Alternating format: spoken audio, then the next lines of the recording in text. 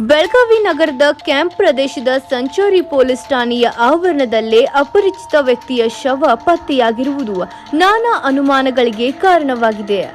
ಜಪ್ತಿ ಮಾಡಿ ನಿಲ್ಲಿಸಿದ್ದ ವಾಹನದ ಹಿಂಬದಿ ಸೀಟಿನಲ್ಲಿ ಸುಮಾರು 40 ರಿಂದ 45 ವರ್ಷದ ವ್ಯಕ್ತಿಯ ಕೊಳೆತ ಶವ ಪತ್ತೆಯಾಗಿದೆ.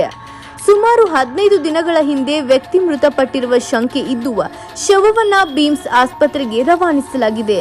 ಕ್ಯಾಂಪ್ ಪೊಲೀಸ್ ಠಾಣೆಯಲ್ಲಿ ಪ್ರಕರಣ ದಾಖಲಾಗಿದೆ.